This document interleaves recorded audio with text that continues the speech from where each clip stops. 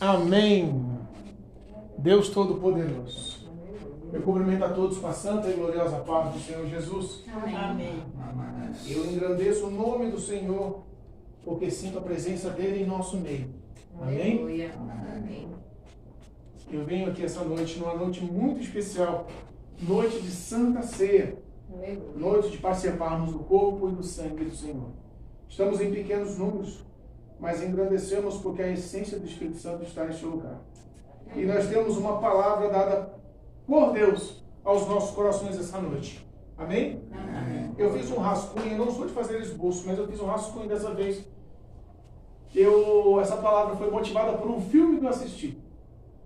E Deus é tão bom, fala com a gente em todas as formas, né? Eu indico, inclusive, o filme, tá bom? Quem quiser ver, o filme é muito bom, chama-se Batizado no Fogo. É um filme chinês. Eu estou meio ficcionado com o povo chinês. O povo chinês está vivendo um avivamento e eu quero entrar nessa história de avivamento com Jesus, né? Amém? Mas vamos entrar na palavra em nome de Jesus. Mateus, capítulo 6, é uma palavra conhecida e ao mesmo tempo Deus selecionou um rumo diferente para essa mensagem hoje. Amém? Mateus, capítulo 6, versículo 31, 32, 33 e 34. Engrandecido é o teu nome, Jesus. Aleluia. Amém? Isso. Aí, ela ficou gravando. Exaltado é o nome de Jesus. Livro de Mateus, capítulo 6, versículo 31, versículo 32, versículo 33 e versículo 34. Amém, diaconisa? Amém. Glória a Deus. Exaltado é o teu nome, Jesus. E diz a palavra: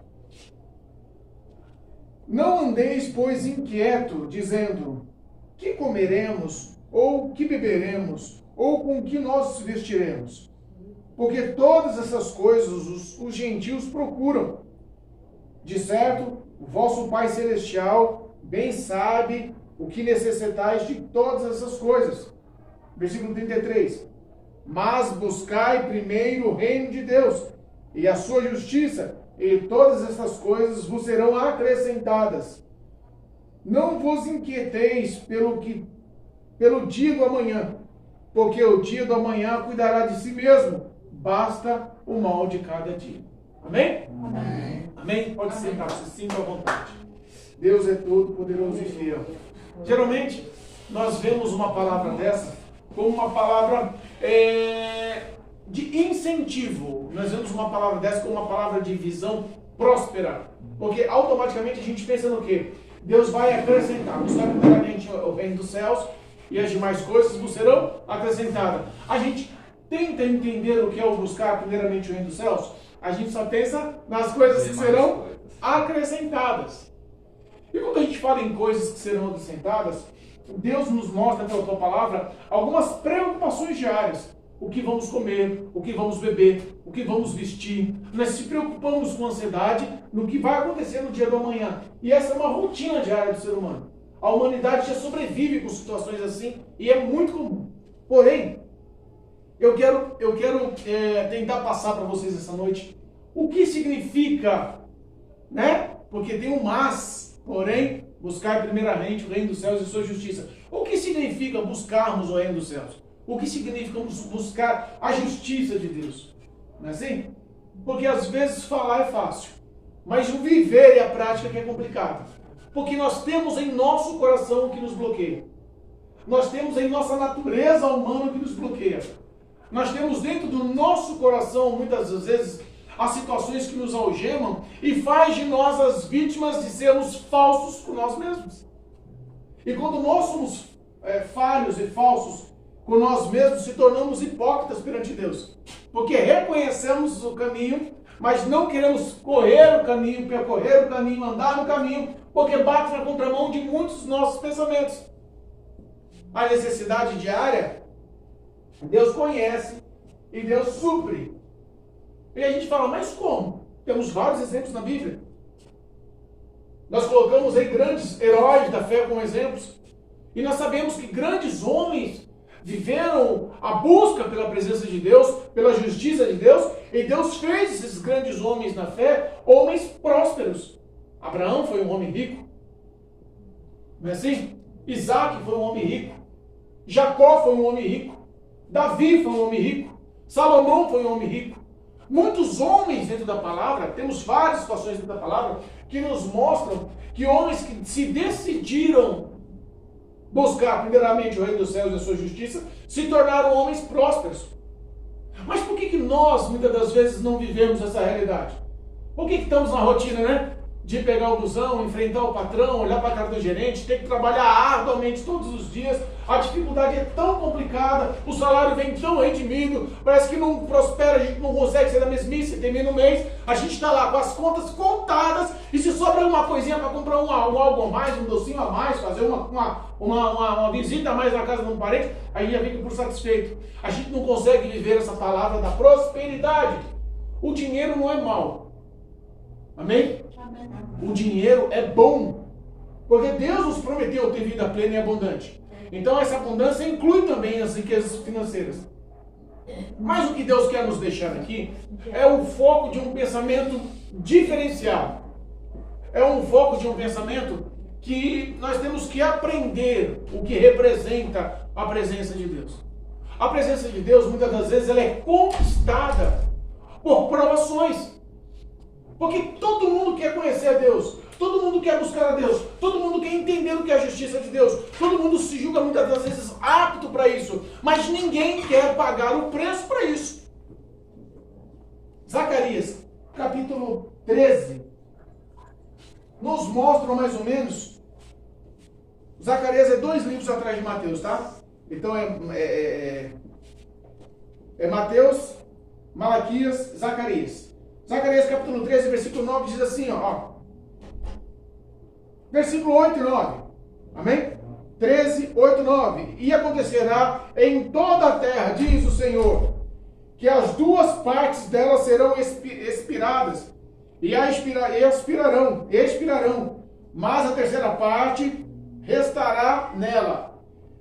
E farei passar esta terceira parte pelo fogo, e a purificarei, como se purifica a prata, e a provarei como se prova o ouro.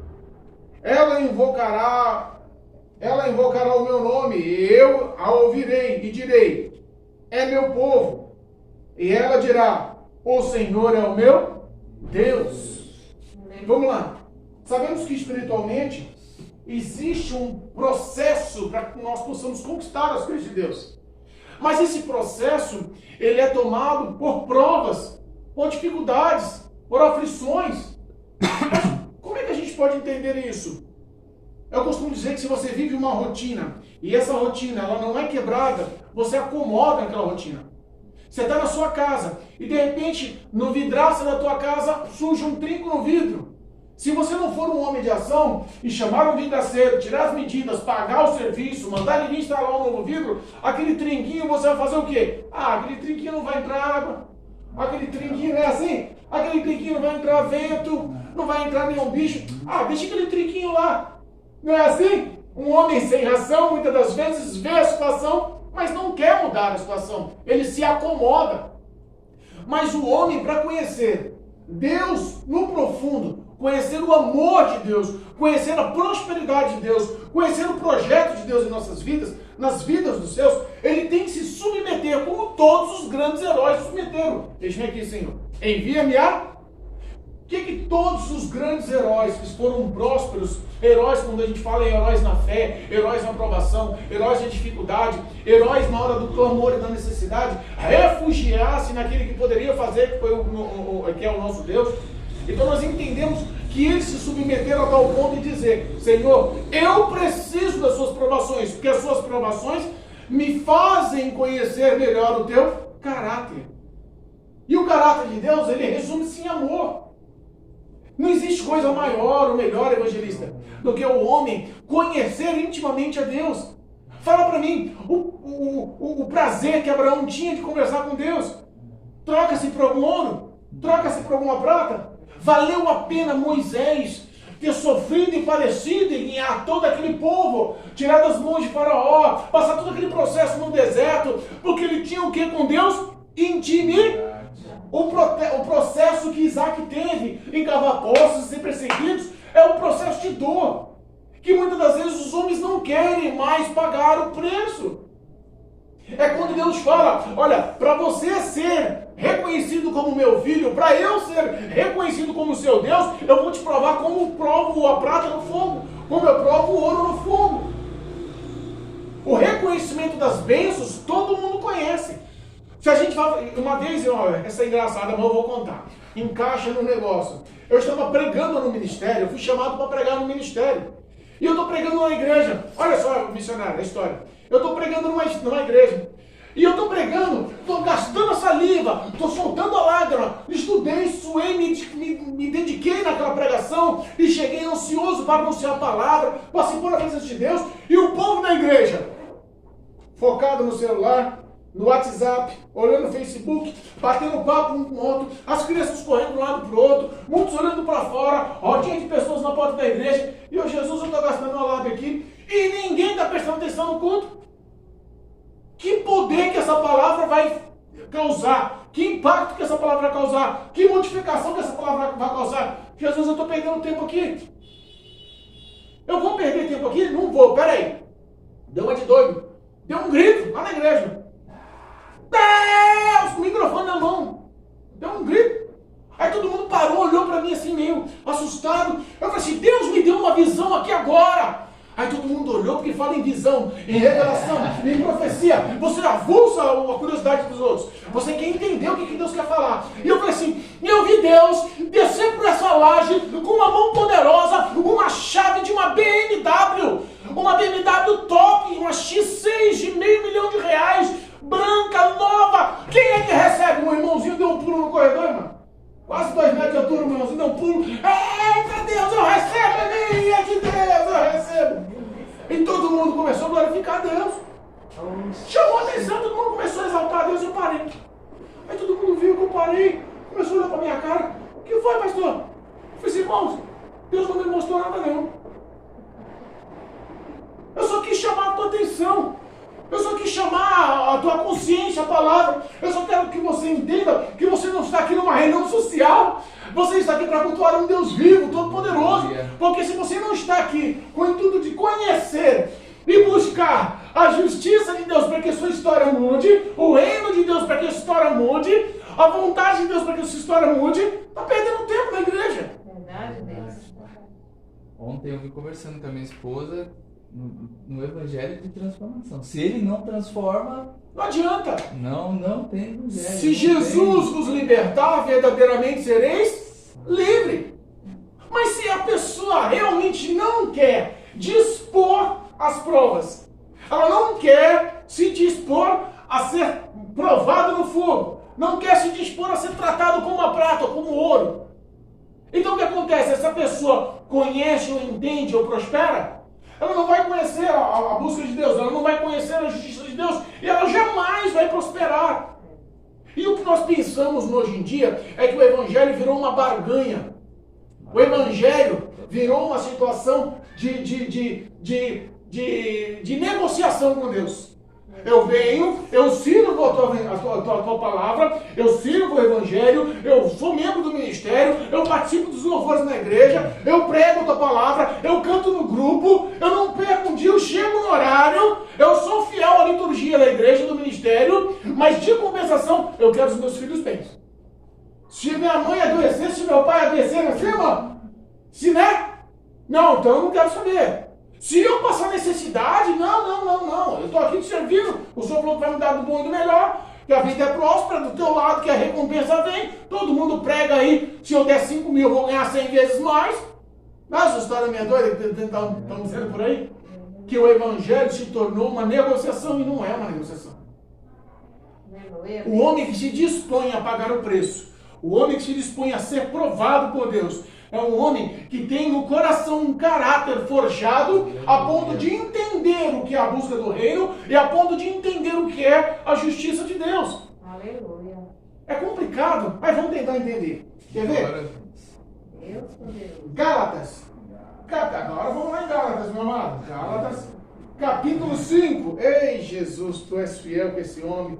Ele estuda lá, eu estudo aqui as mesmas palavras. Deus é bom. Gálatas capítulo 5, versículo 1 diz assim. Eu vou adiantando, porque senão a gente se perde, tá bom, irmãos?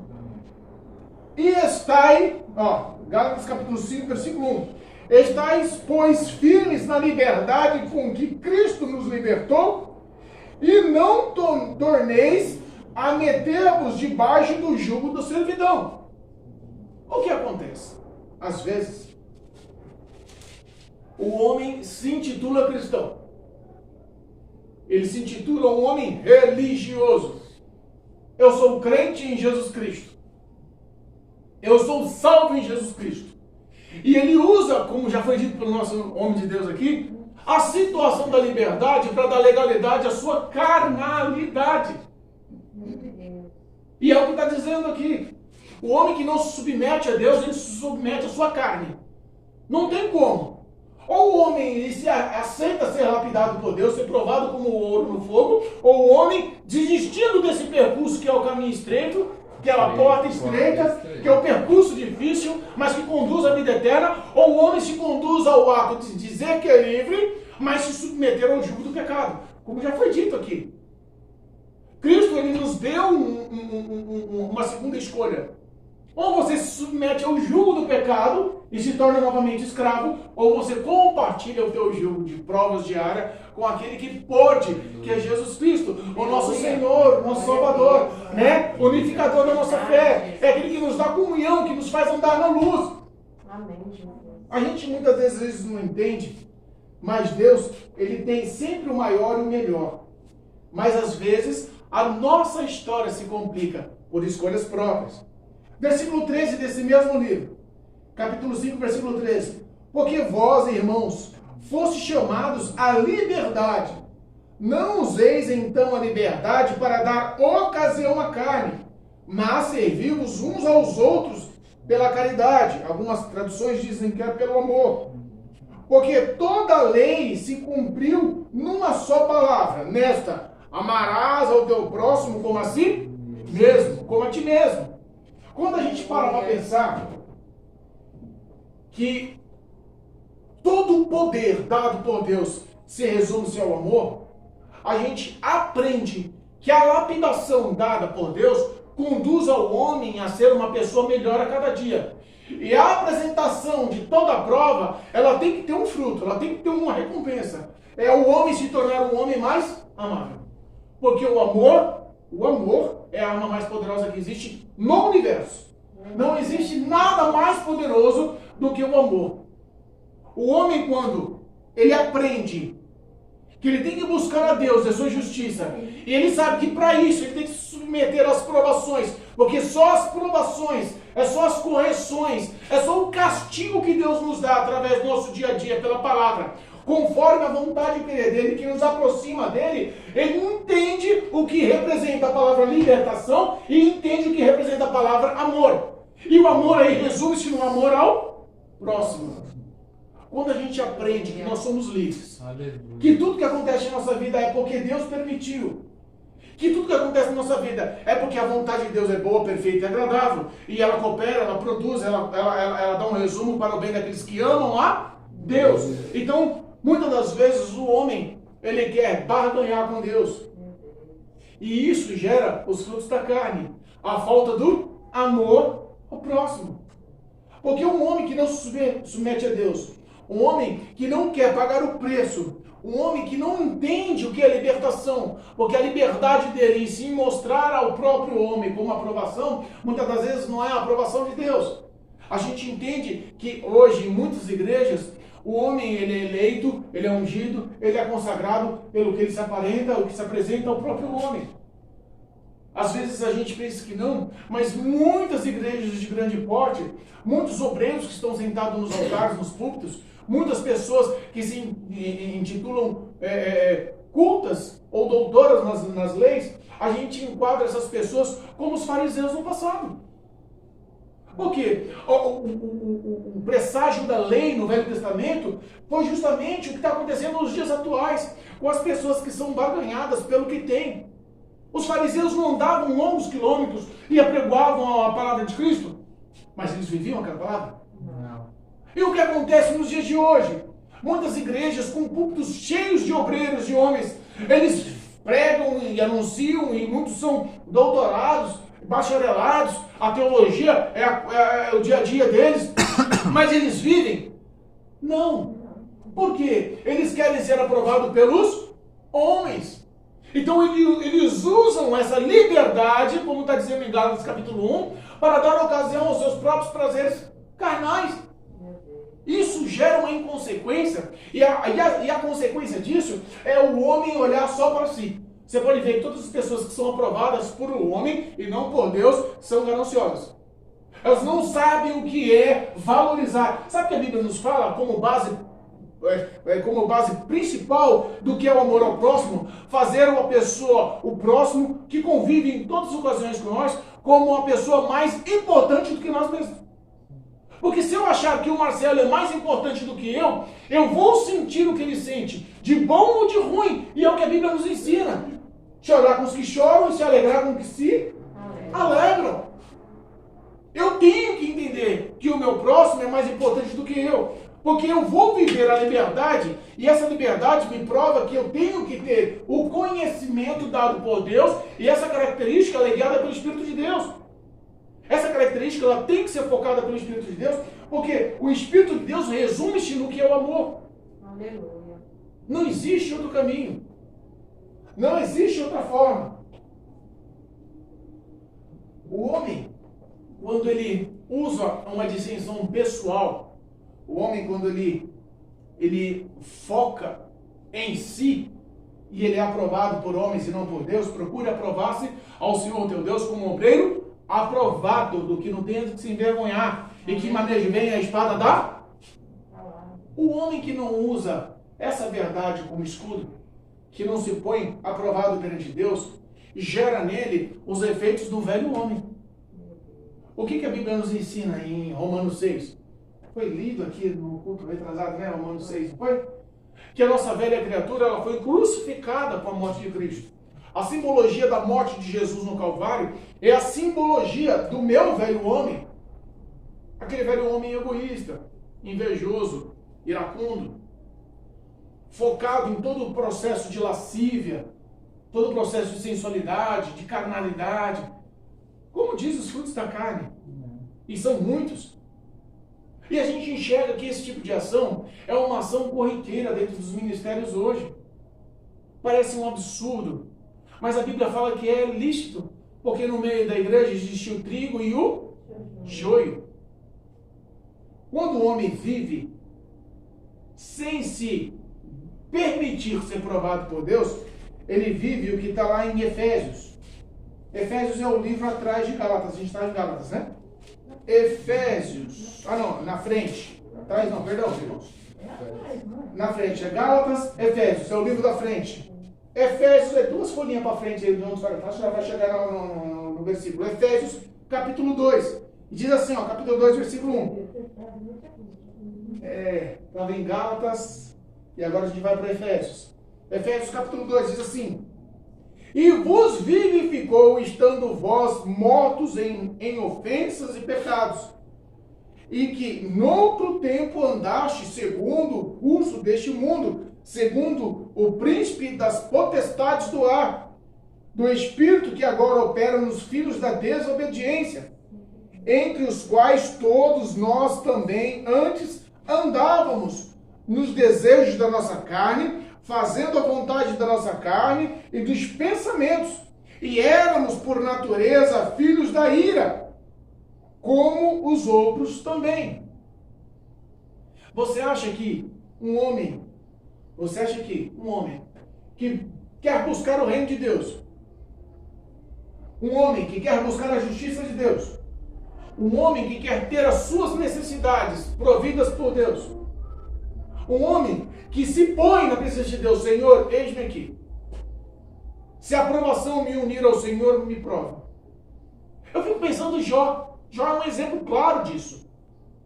Você acha que hoje, nos dias atuais, em 2021, em nossa nação, algum cristão, em qualquer denominação, qualquer placa de igreja, em qualquer cargo eclesiástico, suportaria o que Jó suportou? Hoje, vamos resumir, Se você pegar metade dos seus bens e Deus permitir que Satanás leve, devore, destroce, acabe, metade, não precisa ser tudo não, só metade, o homem é capaz de sair da presença de Deus. Como é que pode? Perdi o que eu tinha. Eu tinha 2 casas, perdi uma. Eu tinha um carro, perdi o carro, estou andando de ônibus. Eu estava empregado, fiquei desempregado. A necessidade hoje do dinheiro, muitas das vezes, faz o homem perder o foco, porque o homem não conhece o caráter e nem o amor de Deus. Erra muitas das vezes porque não pensa que a Escritura e o poder de Deus se tornam reais. Não é assim? Aí o que acontece? Um homem que vive na presença de Deus, ele entende que a aprovação dele tem que ser dada pelo próprio Deus. Mas um homem que não vive na aprovação de Deus e vive pela aprovação do homem, ele vive o que lemos aqui. Ele começa a andar e esquecendo que ele está morto, mas foi escolhido.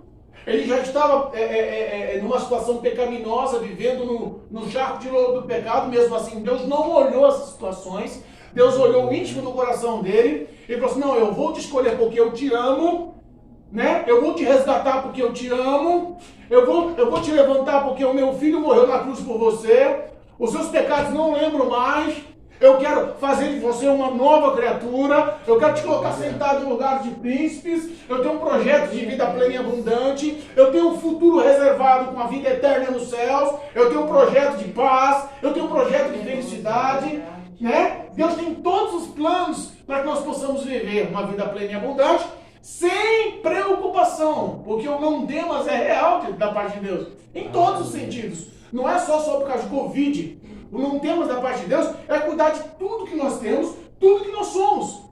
Aleluia. Porque às vezes permitimos algumas coisas e não entendemos. E às vezes não permitimos e Deus permite que aconteça. Foi o caso de Jó. Ele entendeu porque passou aquela provação? Não. Ele vivia uma vida íntegra. Não era o caráter dele logo no começo do livro de Jó? Homem íntegro, reto, temente a Deus, desviava-se do mal. Quem é que acusaria aquele homem de alguma coisa? Mesmo assim, sem entender, porque ele não deu legalidade a Satanás. Ele foi realmente dilacerado. Para começar, eu acho que seria o tópico mais doído. Ele perdeu 10 filhos de uma vez. Irmão, nós somos falhos.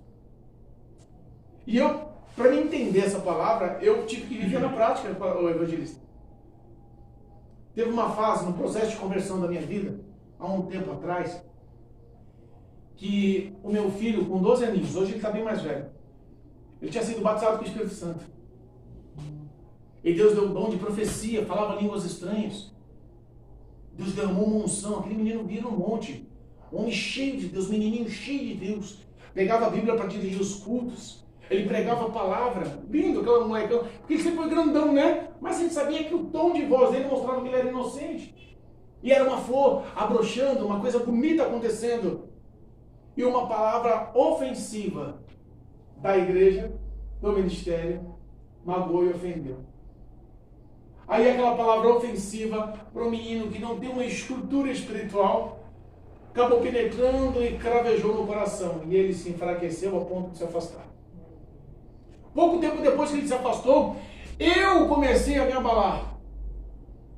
E pouco tempo que eu comecei a me abalar, Deus queria chamar a minha atenção. E como ele chama a atenção do homem?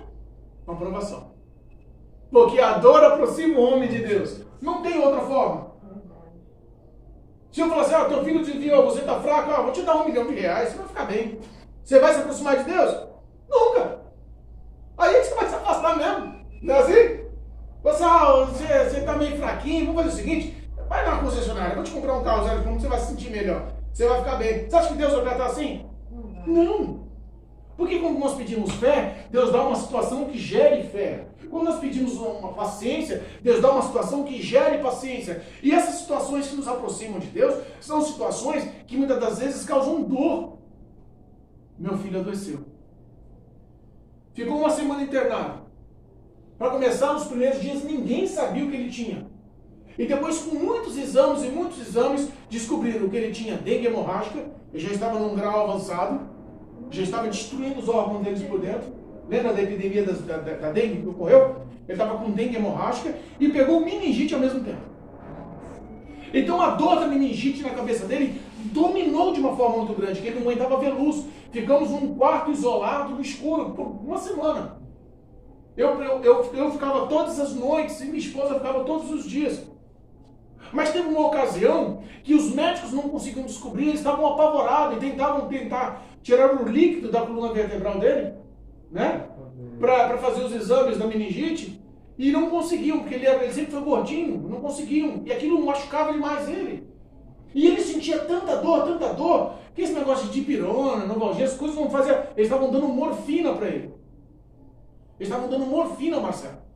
E a morfina já não estava mais fazendo efeito. E ele, criança nova, mas sentiu tanta dor, ele já não comia há uma semana, estava no sono enfraquecido. E sabe qual foi a aflição da minha alma naquela hora? Quando ele olhou e sussurrou pela madrugada.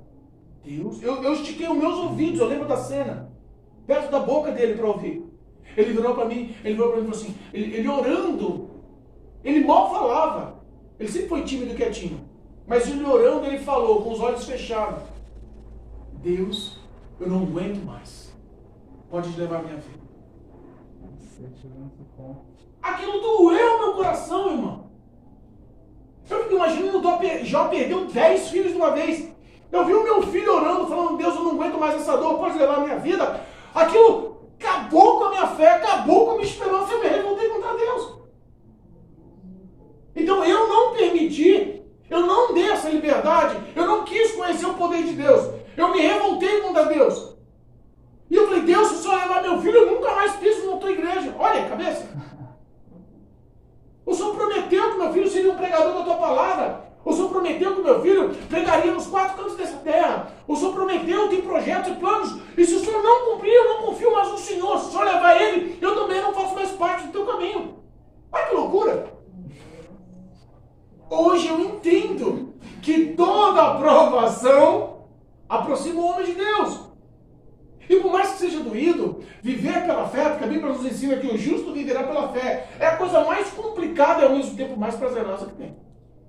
Porque se o homem tem vida com Deus, ele confia com paz no coração. Em todos os recursos que a gente precisa, Deus vai suprir. Mas quando o homem não consegue viver isso, irmãos, ele vive ainda direcionado, como o versículo 2, no que a gente leu em Efésios 2, diz, em que no outro tempo andávamos segundo o curso deste mundo, segundo o príncipe das potestades do ar, do espírito que agora opera nos filhos da desobediência. Qual é esse espírito de potestades do ar? São demônios, irmãos. E não são demônios pequenos, demônios simples, demônios à toa, não. São demônios poderosos que têm o intuito de afastar você de Deus.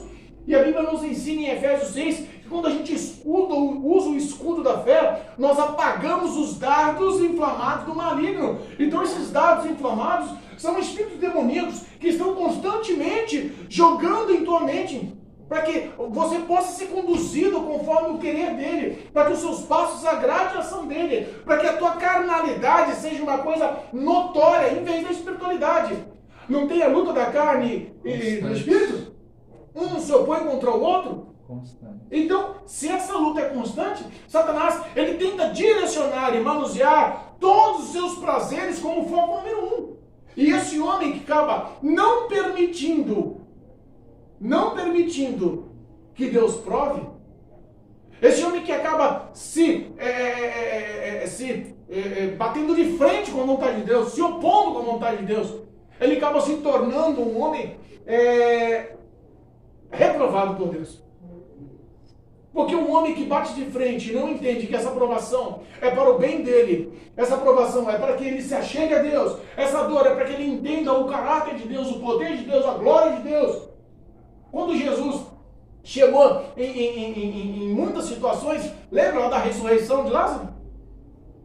Eu sou a ressurreição e a vida. Marta e Maria ficou totalmente confusa. Mas aquele que crê em mim, ainda que esteja morto, viverá.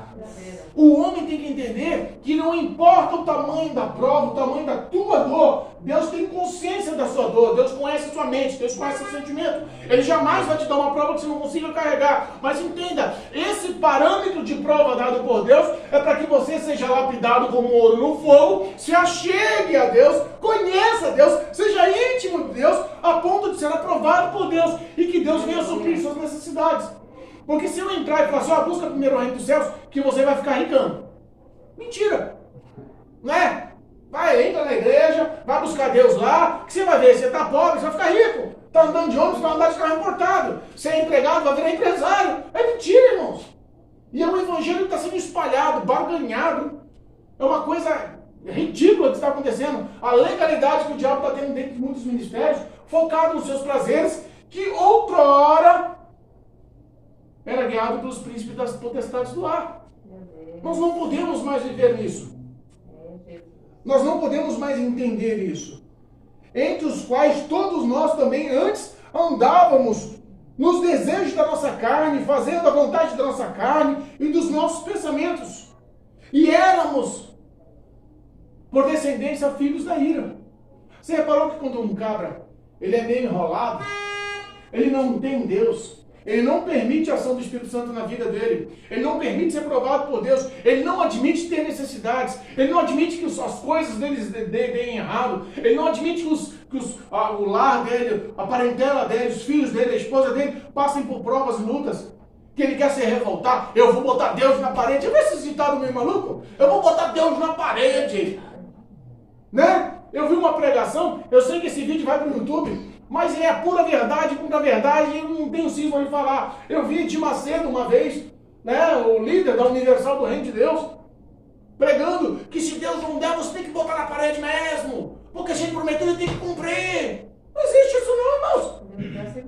Não é assim? Viva na obediência com Cristo. Permita ser provado por Deus. Invertendo, né? Ganhe o respeito, a aprovação por Deus. Seja um obreiro aprovado. E não é aprovado pelo pastor, porque eu dou um grande dízimo, eu sou aprovado pelo pastor, logo, de cooperador eu vou ser um pastor. Porque se eu der um dízimo de 5 mil todo mês, aquele pastor de uma igreja humilde, eu falo assim, não posso perder esse cara. Eu tenho que ungir esse cara para manter esse cara aqui dentro. Eu vou consagrar ele a um obreiro importante para que ele se sinta valorizado, porque o dízimo que ele dá é o que supre todas as necessidades da igreja. É cego guiando cego, e ambos cairão na perdição. Ambos cairão no abismo, ambos serão condenados. Então o homem, quando ele permite ser guiado por Deus, ele permite ter a intimidade, a audição dele é apurada ao Espírito Santo de Deus. A audição dele é apurada. E a gente, sabe o que a gente lembra com essa palavra? 1 Pedro, capítulo 5, vamos lá. Hoje vamos ler a Bíblia, hein? Jesus. 1 Pedro, capítulo 5, versículo 8, 9 e 10. Oh, glória. Amém? Amém. 1 Pedro, capítulo 5, versículo 8. Sede sóbrios, vigiai, porque o diabo, vosso adversário, anda em derredor, bramando como leão, buscando a quem possa tragar, ao qual resistir firme na fé, sabendo que as mesmas aflições se cumprem entre os vossos irmãos no mundo. Versículo 10. E a Deus de toda a graça, que em Cristo Jesus vos chamou a sua eterna glória, depois de haveres padecido um pouco, Ele mesmo vos aperfeiçoará, confirmará, fortificará e fortalecerá. Se a gente... Olha como é forte, né? Profundo, né? Deu para entender, o evangelista Marcelo? Se o homem diaconisa, ele se permite ser um homem de Deus, ele se permite passar pelas dores. Ele se permite passar pela prova, pela dificuldade. Porque ele sabe que, independente da situação, ele tem um Deus. E esse Deus Todo-Poderoso jamais vai nos abandonar. Eu insisto em dizer, Deus nunca frustra um homem fiel. Deus nunca abandona um homem fiel. O homem que se submete, como os grandes homens se submeteram, eles podem passar todo parâmetro de dificuldade. Eles passam por provas que poucos passaram, mas também eles chegaram em lugares que poucos chegaram. Aleluia.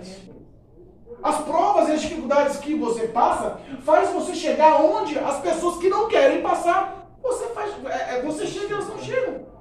Porque Deus conduz os seus caminhos. O que muda a vida do homem não é o que ele faz para Deus. O que muda a vida do homem é o que ele não faz para agradar a Deus. Porque tem muita gente querendo agradar a Deus, ele faz achando que está correto. A liturgia, a rotina diária de um ministério, da igreja, ou até das nossas vidas.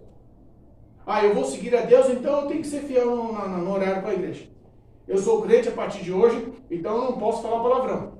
Eu sou cristão, Deus está vendo, eu não posso me prostituir. Eu não posso fornicar. Eu não posso cultuar outros deuses. Eu vou seguir os mandamentos porque Deus está me dizendo a palavra. Então eu sou obediente, e eu, por ser obediente, eu vou agradar a Deus, e quando morrer, eu tenho a minha salvação, a minha entrada no céu garantida. Errado. Você fala, pastor, está errado? Tá, porque está incompleto. Você tem sim esses parâmetros de obrigação. Mas além desse parâmetro de obrigação, que é uma liturgia diária em nossas vidas, a gente tem que entender que se nós não matarmos o nosso próprio ego, a nossa própria carne, o nosso próprio ser, permitindo que as provações de Deus nos lapide, jamais conheceremos a Deus. E jamais herdaremos o reino dos céus. Não herdaremos. Que loucura é essa, pastor? Não herdaremos. Não dá para entender. Tá. Porque um homem que ele é fiel a outro homem aqui. Geralmente, eu costumo dizer que grandes homens no ministério são exemplos de mudança de vida para muitas pessoas dentro da igreja. Simplificando, a cara do teu pastor é a cara de toda a igreja, de todo o ministério. Se o teu pastor for um homem verdadeiro, reto, um homem que paga preço, sofrido, que chora pelas almas, que sabe o que é uma caridade, que é um ato de amor, é um homem de oração, um homem que chora quando você estiver chorando, é um homem que acompanha as suas lágrimas, é um homem que sorri quando você está na vitória, é um homem que está do seu lado em qualquer situação. Porque muitos são evangelistas. Eu fico imaginando, Mateus 7:21. Nem todos que dizem Senhor, Senhor entrarão no reino dos, mas todos aqueles que fazem a vontade do meu Pai. Então vamos parar para pensar, o que é a vontade do Pai? É ser aprovado pelo homem? Não. Imagina Jesus no dia do juízo. Ei, apartai-vos de mim porque eu não te conheço. Mas Senhor, eu não expulsei demônios no teu nome? Eu não preguei a tua palavra, eu não curei, eu não profetizei, eu não fui teu filho, você não me enxergou, não me viu? O que Cristo vai falar assim? Olha, eu não vos conheço, vós que praticais a iniquidade. E o ato de não conhecer é que preocupa. Porque às vezes tem gente que fica 10, 15, 20, 30 anos dentro da igreja, 40 anos dentro da igreja, 50 anos dentro da igreja e não é conhecido por Deus. Ele é conhecido pela liturgia bíblica. Ele é conhecido pela liturgia ministerial. Ele é conhecido pela liturgia pastoral. Ele é reconhecido dentro do clero, do clero da hierarquia pastoral. Mas é um cara que se você bater na porta da casa dele e falar, por favor, me ajuda, né? Meu filho está sem agasalho, está um filho tão grande, eu sei que você tem uma certa condição. Rapaz, não tem para te dar, não. Ele sabe que as roupas dele são de marca. Não dá não. É o louvor, né? Né? É o louvor. Não é assim? Só me ajuda. Passou levita, passou. E só passou pessoas importantes, né? Um sacerdote e um levita. Mas quem foi socorrer foi um homem que nem crédito tinha com os judeus. Foi um samaritano. Quebrou o protocolo. Então, às vezes, essas pessoas não são reconhecidas. Porque Cristo fala, olha, eu tive fome e não me deste de comer. Eu tive sede e não me deste de beber. Eu adoeci e você não foi lá me visitar. Eu fui preso e você não foi me ver. Aí ele falou, mas Senhor, quanto que eu fiz isso? Quanto foi que você teve doente? Você teve do meu lado o tempo todo? Nunca vi você passar fome nem sede? E que história é essa de roupa? Não aqueci. Tá falando, não. Ele disse, para mim não. Mas quando você faz os meus pequenos, para mim, vocês, às vezes, a evolução e a prosperidade sem a presença de Deus enclausura, algema o homem numa cela aberta. Porque às vezes o diabo deixa, diaconisa, o cara está preso, está algemado, está condenado para o inferno. Mas a cela dele é confortável. A cela dele tem tudo que ele quer lá dentro. A cela dele tem prazeres. A cela dele tem todo o luxo. A cela dele tem todos os requisitos que ele quer para ter uma vida boa. A porta está aberta. Mas se ele não quer sair, porque ele sente prazer naquela liturgia. Mas um dia a cela vai se ver e a condenação vai acontecer. É esse o ato quando Deus fala: eu não vos conheço, vós que praticais a iniquidade. Os frutos da carne, em Gálatas, capítulo 16 em diante. Os irmãos leem em nome de Jesus.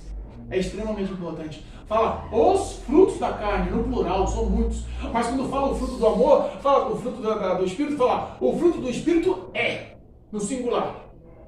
Resume-se no amor ao próximo. Resume você ter a pessoa do teu próximo como o mais importante para você. O homem que enxerga isso é um homem que no ato de amor encobre uma multidão de pecados na presença de Deus. O que Cristo nos quer é que nós sejamos umas pessoas, como diz aqui em 1 Pedro, pessoas sóbrias, que entendam que existe uma luta espiritual diariamente e que entenda que se der uma falha, Satanás vai levar com verdade. Hoje nós pregamos na sala da minha casa, com poucas pessoas. Tem dia que nós sabemos que aqui está cheio de gente. Mas parece que é como a semente plantada à beira do caminho, né? É fácil do pássaro ir lá e, né? À beira do caminho levar a semente da palavra. Ou às vezes a gente entende que a ostentação, a luxúria, os prazeres faz com que a pessoa não se fundamente, não se firme. Né? Pessoas que a gente conhece aí fora, que estão à mercê do inimigo, que se renderam a Cristo, mas que não conseguem desvincular do pecado, porque não querem passar pelas provações. Eu quero ser livre, mas eu quero que nem Naamã fosse, ó, ele, Naamã, leproso, mas era um homem cheio de ego, né? Um homem reconhecido, aprovado pelos outros homens. O que ele pensou? Tem lá Eliseu, o profeta, a menininha falou, eu vou lá, rei, vai lá. O que ele, no meio do caminho, ele vinha falando com o soldado? Eu vou lá, e esse homem de Deus aí vai botar a mão em mim, vai falar algumas palavras lá, vai clamar o Deus dele e eu vou ficar limpo. Tem pessoas assim. Segue a vida. Que o ego está lá em cima. E esse tipo de pessoa que é vulnerável a Satanás, bramando e rugindo como um leão, ao redor. E as pessoas que passam muitas das vezes essas situações não entendem. E nem admitem esse tipo de provação. Mas a continuação desse versículo, no versículo 9, está dizendo que nós temos que permanecer firmes na fé. Porque isso ocorre com todos os servos do Senhor na face da terra. Nós não temos que pensar que essas provas são só nossas. Que essa dificuldade é só nossa. Essa dificuldade, diaconisa, é para um povo lavado e remido no sangue do Cordeiro, que tem o nome escrito no livro da vida, que sabe que a eternidade é passar na glória com Deus, revestido de glória com o Pai, louvando e engrandecendo o nome do Senhor. E porque nós permitimos essas provações, não é porque nós temos um foco principal de sermos abençoados na terra, é que nós temos um foco principal de aprender a amar, conhecer e sermos dependentes de Deus. Glória a Deus. Que nós possamos, em nome de Jesus Cristo, saber que o que Deus tem preparado, Ele é fiel para cumprir. O versículo 10. E o Deus de toda graça, que em Cristo Jesus vos chamou à sua eterna glória. Quem quer a eterna glória de Deus? Gente, essa palavra eterna na minha cabeça é tão grande, é tão forte, é tão pesada, é tão complexa. E é tudo que eu quero. Eternidade da glória de Deus. Eterno, evangelista. Não é uma coisa começo, meio e fim. Ela não é pequena, ela não é limitada, ela não é infinita. A Bíblia fala que a glória do Senhor é eterna. E Deus nos chamou para a eterna glória de Deus. E sabe o que Satanás fica doido com isso? Que são essas pequenas reuniões, pregando a verdade e que o Espírito Santo impacta nossa mente, nosso coração e muda nosso cotidiano, é que atemorizam o diabo, porque ele não teme palavras cultas, ele teme o que você vive. Verdade. E às vezes a gente aprende quanto mais simplicidade numa pequena sala, num bairro humilde como o nosso, do que em muitas igrejas que estão aí rotando teologia e não vivendo a teologia, como os fariseus e os doutores da lei no passado. Amém? Olha, e depois de haver padecido um pouco, nós estamos padecendo ou não? É duro ser cristão, não é? É duro ser cristão. Se alguém falar que é fácil ser crente, que é vantajoso ser crente, que é só vitória a vida de crente, é mentira, irmão. Ser cristão verdadeiro é complicado. Mas posso falar para ti? É prazeroso. Porque a gente enxerga as mãos de Deus em cada detalhe. E a gente se alegra de tal ponto. A gente faz uma oração e Deus ouve. A gente clama e Deus responde. A necessidade chega e Deus supre. A gente enxerga as necessidades e sabe o quanto Deus é poderoso. Veio uma mocinha aqui, inclusive a avó que estaria hoje aqui, passando dificuldade com o esposo. O esposo alcoólatra, bebe a vida inteira, está 17 anos casada. E 17 anos sofrendo com esse homem. Ela é cristã e o cara não é cristão. Mas também o cara não implica com ela ir para a igreja. Mas ao mesmo tempo não quer saber de Cristo. E a gente vê que um cara doente, desempregado, a situação complicada da vida deles. E assim, ela falou assim, pastor, eu não sei mais o que eu faço, eu sofro tanto que eu faço. Minha filha, faz o seguinte, ora a Deus e pede para Deus projetar um plano, porque Deus é especialista em fazer planos, fazer um projeto, fazer uma situação para que ele se achegue a Deus. Mas como é que eu vou fazer isso? Pede para Deus fazer um projeto para que ele se achegue a Deus. E esse projeto, esse plano, muitas das vezes é doído. Porque a dor é que aproxima o homem de Deus. Paga o preço que vale a pena. Falei para ela um dia, no outro dia, ela ligou para mim, pastor, tem que ir rápido, porque meu marido está passando mal em casa. Olha como Deus é. E ele nem bebeu, não sei o que está acontecendo, ele está passando mal, e ele está querendo ir lá, eu vou lá, vou orar por ele. Olha Jesus já trabalhando. Deus ouve as nossas palavras, irmão. Parece loucura, mas Deus age, Marcelo, em pequenos detalhes, para modelar o caráter do homem, porque a dor, a prova, sendo dada por Deus, Deus garante a tua vitória. Permaneça-se fiel e crendo. Não é assim? Verdade. Nós padecemos um pouco de tempo. E Ele mesmo vos aperfeiçoará, e confirmará, e fortificará, e fortalecerá. Meu, eu encerro essa pregação profetizando sobre a vida de vocês. Amém. Profetizando o fortalecimento na vida de vocês. Profetizando a confirmação dada de vitória na vida de vocês. Profetizando o aperfeiçoamento de Deus na vida de vocês. Eu encerro essa pregação confirmando que Deus é fiel. E que vale a pena pagar o preço. Amém? Vale a pena em nome de Jesus. Amém? Uma salva de palmas ao nome do Senhor. Para que o evangelho cresça, de um like, compartilhe e aperte o sininho.